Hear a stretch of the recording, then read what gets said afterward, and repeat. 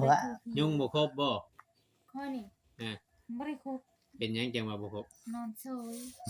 มันเลือดเจ้ามันบ่แซ่บบ่ มันบ่เสพ เออ มีแต่อายบุญเกิงและครบเนาะ บ่ แม่นว่าน้องบุญเพลง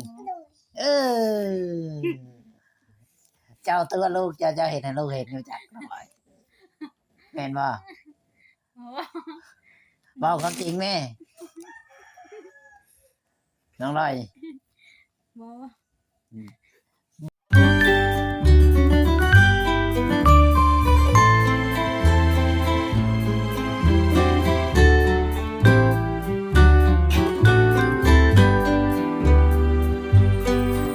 บ่แน่ใดน้องบุญเพลงสิรู้จักแน่ได้น้องบุญเพลงเออ เอ้ยตัวลูกบ่ได้แล้วบัดนี้น้อยแม่งหัวถึกใจนะแม่งก้มจริงเด้อหัวบ่จักหยุดนี่ เออ เอ้าระวังลูกหงายตึ้มเด้อ เนาะว่า ระวังหน้าแรงขึ้นเด้อบัดนี้น้องโดยบัดอ้าวล้มนะหาลูกเจพุ่นเจพี่อยู่ลูกเพิ่นกับพี่น้องเนาะ ลูกมาดีๆน้องลอยสิถามนี่มันสิอายหน่วยความจริงมันสิอาย โอ้นอนกัน เจ้าจะมาตัวไผจะตัวลูกเจ้า บ่ชังอ่ะนะหัวโคตรลงมัน เออ ฮะหัวโคตรลง นั่งดีๆนั่งน้องลอยนั่งดีๆพาลูกนั่งดี อืม ๆไปหาตัว FC อีกน้องลอย ตา เนาะ แตก น้อง น้ำตาเต้น ไป ถึก สิ ใจเพิ่น ไปสิเอาลูก นะ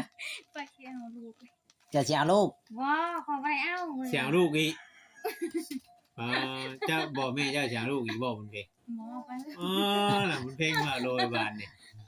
ตายให้บุญมีใหญ่ก่อนอย่าเฝ้าเฮ็ดเด้อได้ แล้วตาน้องลอย หมอขอบ่เอาแล้วบ่มีเงินมีจัง โอ้ยตาย พยานขนาดนั้น ย่านบ่ย่านแนวไหน ยันผิดกัน ย่านพิกรรม อย่าไปคิดกาว ย่านคืออยากกินอึ้งอยากกิน ขอบ่กล้ากินผิดเร็วเนี่ย กินแล้วย่าน ไปดีบ่ได้ลูกตัวเป็น อืม นักหัวนักเทน นักหัวนักแข้งเออ ลูกนี่เขาบ่เอา ว้าวเด้อบ่ เขาจะทำเข้มทำนี้ ตอนนั้นคือว่าสิไปพังเพิ่นเว้าว่าจักเดือนตอน โอ้ยมันบ่ได้เป็นดัง ฮะ ไม่เป็นดัง บ่เป็นบัดผัวหยอกเรื่อย หมออยู่เลย ให้บุญอัน ๆแม่นว่าน้องบุญเพลง พอแล้วเขาว่าสำหรับลูก อุ้ยพอแล้ว ข้าวน้ำจ้ำปลาชุมเจ้าก็ยังกินน้ำมันผู้รักผู้ใหญ่เพิ่นคู่มือนี่ ขอประกาศเอาลูกด้วยดีเลยเอาลูกบ่เอา ว่าเอาคืออยู่นํกันฉัน ไม่ได้อยู่นำกันได้คืนเลยนอนเฉย นอนเฉยนี่เลย ผัวเมียก็อยู่นำกันน่ะเนาะน้องโดย น้องบุญเพลงว่าหยอกกัน บ่อยู่แม่นบ่ แม่นว่าน้องบุญเพลง มันมีเป็นมันเห็ดมันมี มันเฮ็ด ก็ไปเรื่ เฮ็ด อย หยังน้องบุญเพลงฮะ มันเห็ดแม่ มันเห็นแม่วายไผเห็นน่ะ น้องลอย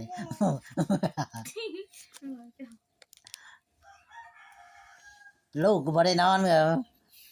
เห็นโลๆเลยๆน้องลอย หมอเดียวไปเสร็จบอก ๆมันบ่ได้นั่นมันบ่เป็นหยังดอกมันหูอยู่มีแต่ว่าลูกบ่สำบายลูกเจ็บท้องนั่นนี่ อืม มันก็ช่วงมันแอบมันก็อยากกินข้าวได้ผัวจะป้อนข้าวมันอิ่มเนี่ยมันก็ยุ่น โอ้ เด็ก ย น้อยมันก็แบบนี้แหละเนาะ อืม คือว่าบ่มีลูกไผได้หู้สำลูกเจ้าถ้าน้อยสำนี่อ่ะตามที่ข่อยเคยเข้าไปถ่ายแต่ละบอนแต่ละคลิปอ่ะมันแอบแต่ถ่ายฮอดสิบ่ได้ครับเนาะ อืม ไอ้ที่ว่าลูกเจ้านี่ฮู้14เพิ่นก็ย่องอยู่มันมีนี่ฮู้เลี้ยงง่าย ปล่อยไปธรรมชาติคานไปเด่นไปบ่ได้คิดหยังบ่ได้ให้ในเอวคำว่ากินข้าวอิ่ม คอยนอนผู้นี้คอยพวกคอยนอนผู้คุณ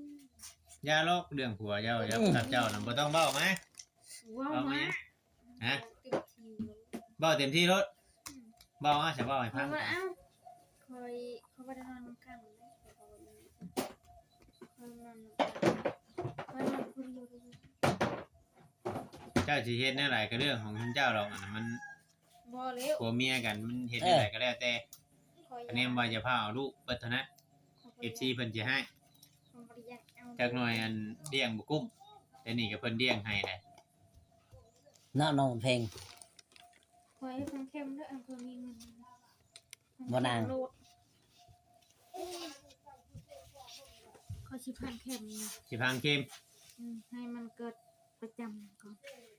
ให้มันเกิดประจำ พี่ชาตังเข้ม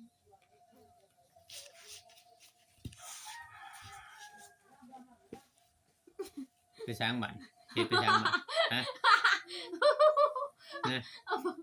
เฮ็ดช้างบันฮะหยอกกันคืนนี่เหรอเลยอารมณ์ดี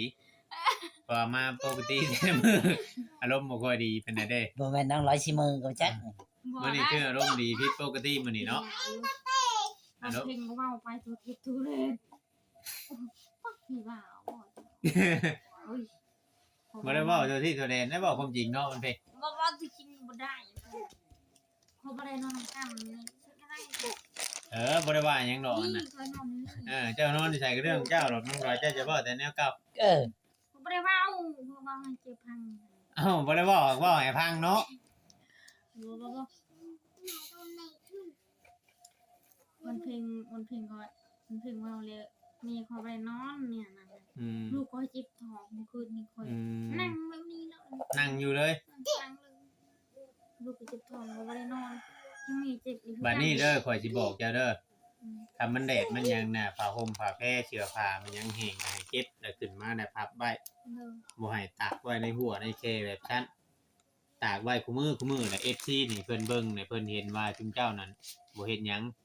เสื้อผ้าหน้าแพร่ก็มามื้อใดก็ยังเห็นอยู่หม้องเก่ามันยังก็ให้เก็บไว้ เก็บไว้ให้หม ถ้า ด สมมุติว่าบ่มี มัน ผู้ แห้ง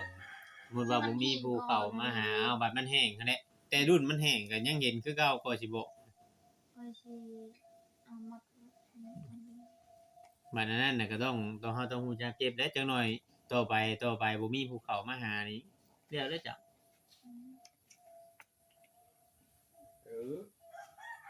คือนี่ก็บอก มีคาเฟ่นะ เขาก็บอกอะไร คำเว้าแหละบ่พังน่ะบ่จักคมบอกได้เนาะ อืม ต้องฟังกันได้ เก็บไว้พอปกมันแห้งแล้วก็ได้ขับไว้ มันแห้ง เป็นที่เป็นทาง เก็บครับ คือ คือกันนั่นแหละ คือบ่นอนนี่เก็บไว้ อันเรื่องยองตีเล่าลูกก่อนเราก่อนเราจะป้อนลูกเวลาเขาบอก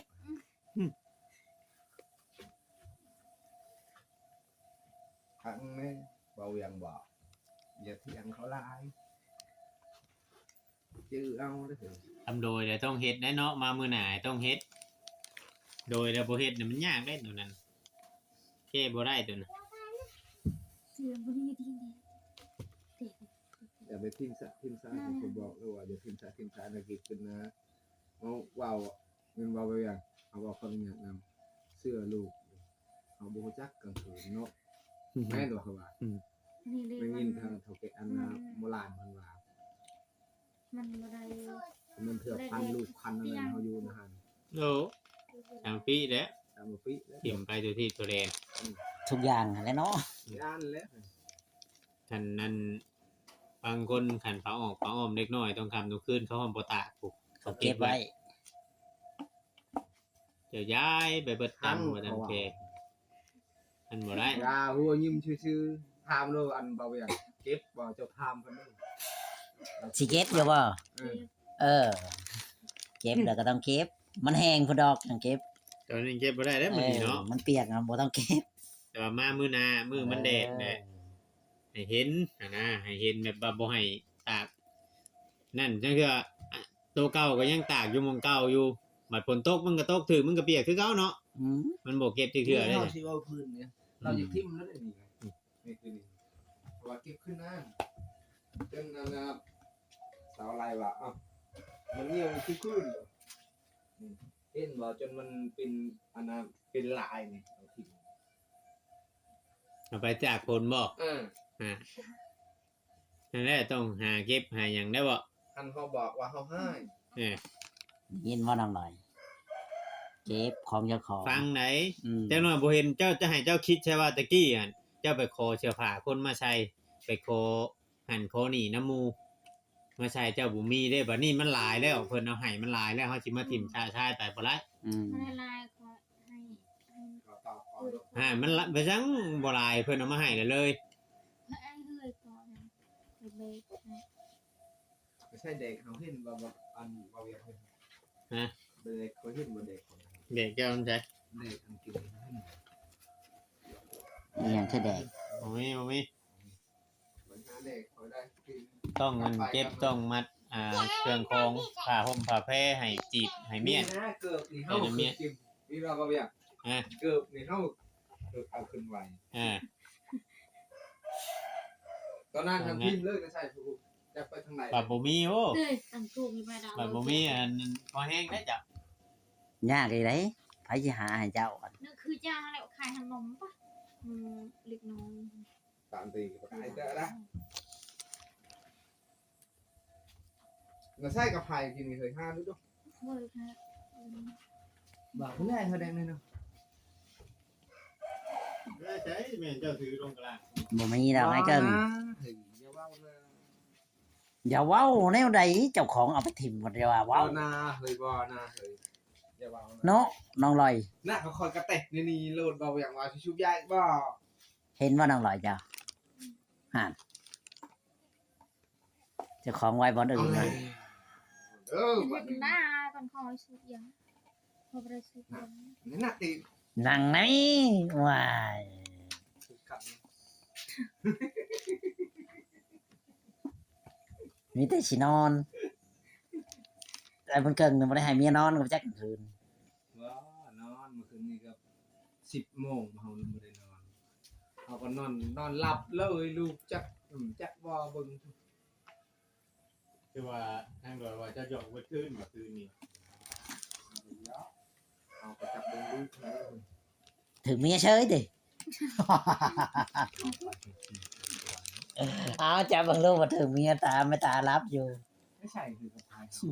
จะว่าไหน หน้าซอยนะ แม่นบ่น้องลอย เมื่อที่แรกเอาไปแม่นเจ้าลงไปจุไผกินนี่บ่ ว่า ลงไปจุไปสูบอยู่เตาผู้ไปจ้ำเอาอยู่เตาผู้ บ่นะต้องมีไผ่อยู่ในเตาแล้วก็ค่อยนางน้อยลิ้นกินนะซะ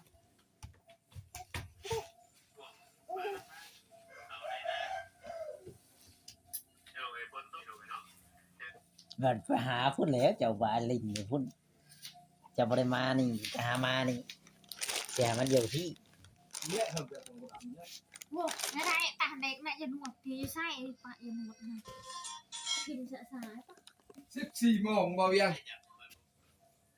14 โมงนะ หายังน้องลอยได้คานไปหา กับไผ่ให้ผู้ ก็ไผบ่มีเด้ผัวเจ้า เจอ ตา ด บ่ อกไม้ นี่ แล้วว่าพวก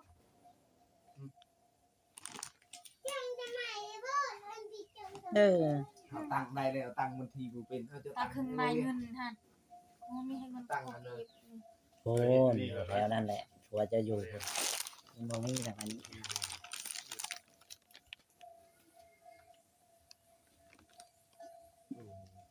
มันมุ่นเนี่ยอีมันก็เป็นเนาะเอาล่ะพี่ดูเพื่อนเอาพี่เราละวะเป็นเอากับไผ่ให้ ไปพิมพ์ช้าๆแล้วออกไปหนึ่งครั้ง คิดว่าเดินตะบนอะไร สิจะชายเท่าว่า มันมีกับไผ่เป็นเขาด้วย เดินเจ้าถือไปทางดุ่มหากินนี่บ่ บ่มีนะไอ้เกิงเจ้าถือไปก็จัก บ่มี คืออย่านวดอะไรไปทิมนิดเลยมาเห็นหัดอย่านวด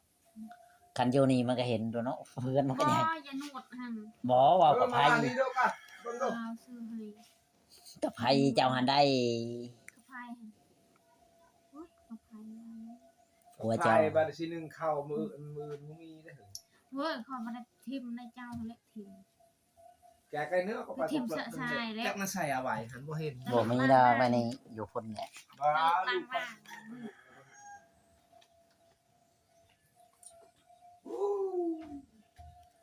เอาชื่อไหนเดินจังนั่งแดกตัวดักอย่าไปทายเขาแล้วเอาไป